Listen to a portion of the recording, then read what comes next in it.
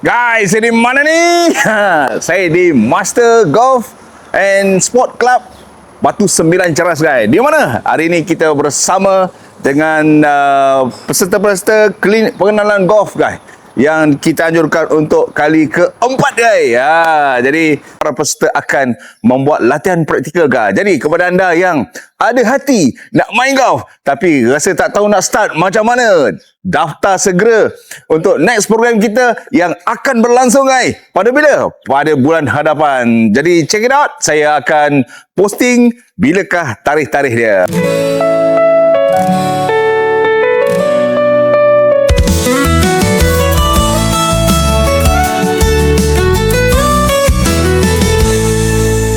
Pagi cerah langit biru yang gemilang, JMK datang buat semua orang senang.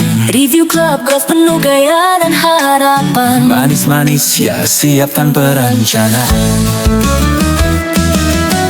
One good shot, lead, ayo kita mulai. Pada rakan-rakan yang lain yang masih lagi mencari-cari kelas golf, so Coach MK hari ini saya belajar tentang pengenalan golf, tentang sejarah, tentang equipment golf, tentang rules juga, etik juga ada kat sini. So dengan kelas yang lengkap macam ni, saya daripada zero, guys, memang sangat-sangat berinformasi lah. Dan suasana santai, dan tempat pun baru, facility tip top. So, jadi lepas ni nak sambung main golf kita? So lepas ni memang dengan apa yang telah diterangkan oleh Coach MK, memang sangat-sangat berminat lah. Semoga lepas ni jadi pencandu golf.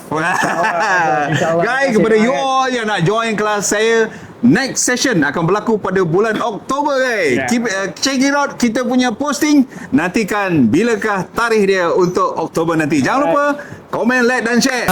Setiap angkatan penuh semangat berdaya. JMK Lihat kita di lapangan hijau terang. Manis-manis ya, bikin hari takkan kurang. Manis-manis JMK datangkan berita. Review Golf Club buat kita semua gembira.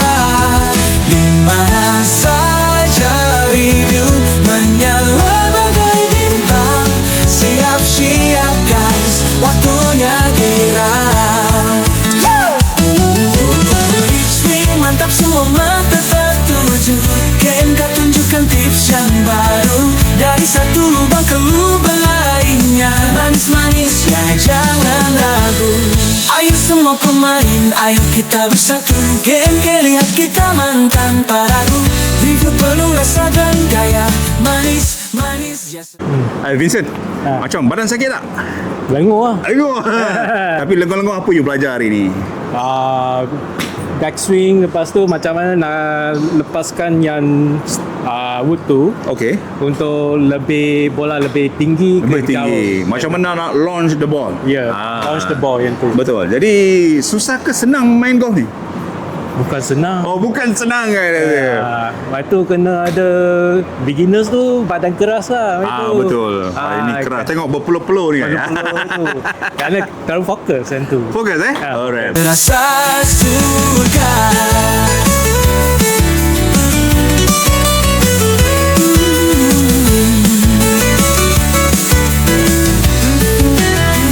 Manis-manis JMK datangkan berita. Review Golf Club buat kita semua gembira.